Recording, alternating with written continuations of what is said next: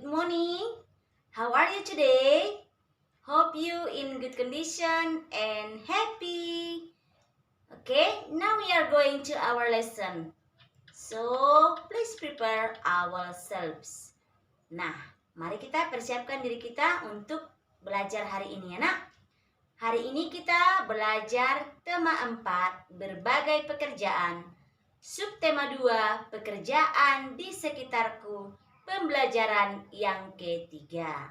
Oke, let's study together. Mari kita belajar bersama.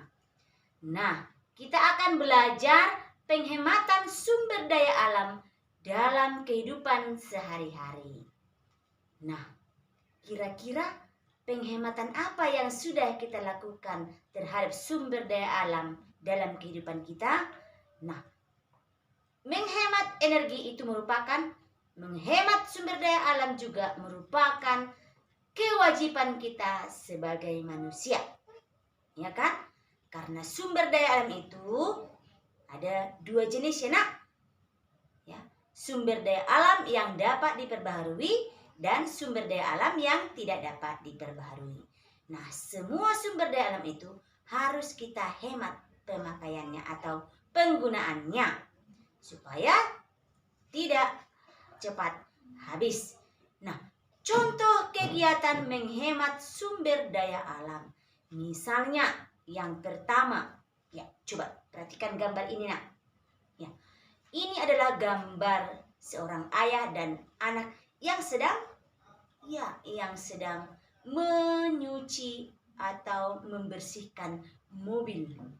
Nah, mereka di sini melakukan penghematan air ya nak, tidak membuang air, tapi dia menghemat air. Walaupun dia mencuci mobilnya supaya bersih. Nah, termasuklah itu juga contoh kegiatan menghemat energi air ya saat mencuci mobil. Yang kedua, misalnya di sini coba kita perhatikan si anak ini yang sedang belajar. Ya, dia sedang belajar menulis dengan rapi. Nah, si anak di sini telah melakukan penghematan sumber daya alam yaitu kertas. Dia tidak membuang-buang kertas. Ayo, siapa yang saat belajar terkadang ada yang menyobek kertasnya, membuang sampah sembarangan, sampah kertasnya, atau menulis sesuka hati. Itu juga termasuk sikap yang tidak menghemat kertas ya nak. Nah, seperti anak ini. Ya, perlu dicontoh ya, menghemat kertas. Saat dia menulis rapi ya. Yang ketiga misalnya, melakukan daur ulang. Daur ulang pada barang-barang bekas. Ya, contohnya coba kita perhatikan ini, ada tas terbuat dari karton dan dilapisi oleh koran bekas. Nah, bisa dimanfaatkan karena bisa dimanfaatkan. Nah, ini contoh daur ulang ya nak. Yang kedua ada contohnya di sini. Coba kita perhatikan. Ini adalah tempat pensil, bisa dimanfaatkan tempat pulpen, tempat pensil, spidol di atas meja. Nah, ini pun merupakan daur ulang. Ya, ini misalnya dibuat dari botol aqua ya nak. Nah, kemudian diolah seperti ini, dihias sehingga menjadi barang yang baru yang bisa dimanfaatkan. Ini termasuk melakukan daur ulang.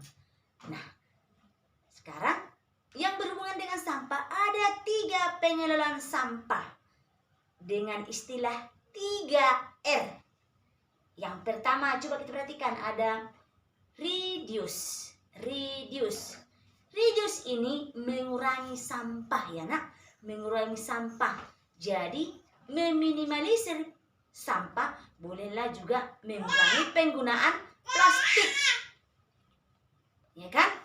Mengurangi penggunaan plastik saat berbelanja ke Indomaret, ke pajak, bawalah kantongan plastiknya supaya tidak mubazir plastiknya. Jadi kita mengurangi sampah. Yang kedua ada reuse. Reuse namanya nak. Reuse ini adalah menggunakan, misalnya contohnya menggunakan botol aqua. Misalnya bisa masih kita isi ulang.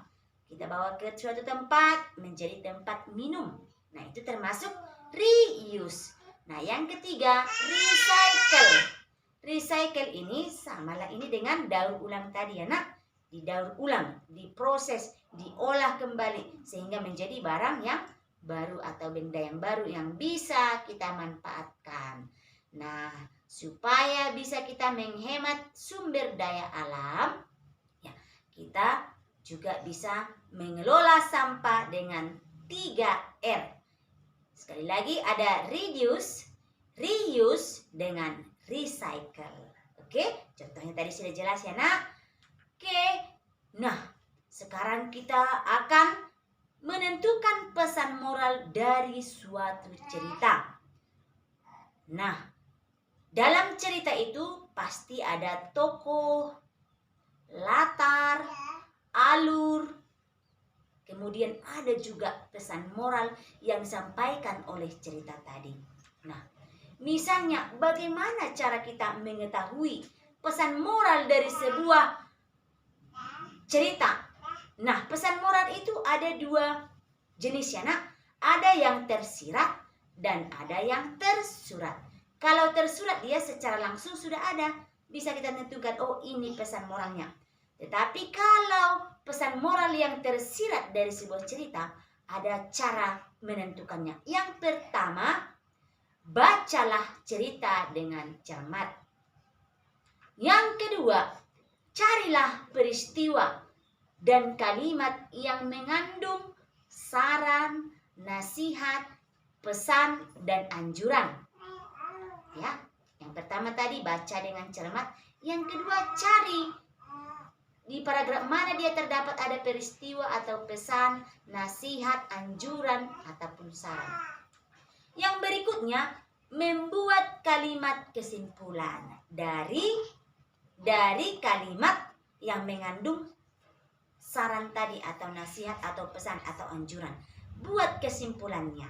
Nah, begitulah cara menentukan pesan moral dari sebuah cerita secara tersirat.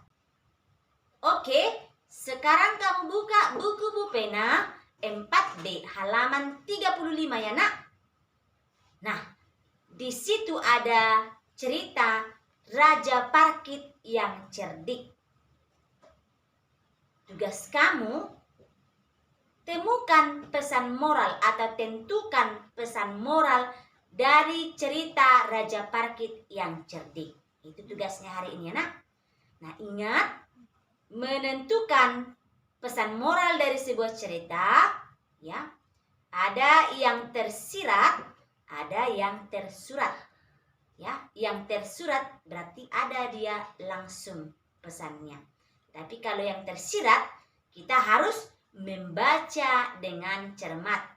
Yang kedua, temukan kalimat yang mengandung atau yang ada pesan, saran atau anjuran di dalamnya. Kemudian buatlah kesimpulan dari kalimat yang memiliki pesan tadi ya nak. Begitulah cara menentukan pesan moral dari sebuah cerita. Nah, sebuah cerita pasti memiliki pesan moral ya nak. Ingat ada 2. Ada yang secara tersurat dan ada yang tersirat. Oke? Nah, itulah kira-kira yang menjadi materi kita hari ini ya nak. Semoga sebagai anak-anak yang baik, kita mampu menghemat penggunaan sumber daya alam. Dan yang kedua, kita dapat mengetahui pesan moral dari sebuah cerita. Nah, thank you for your attention. See you next time and bye-bye.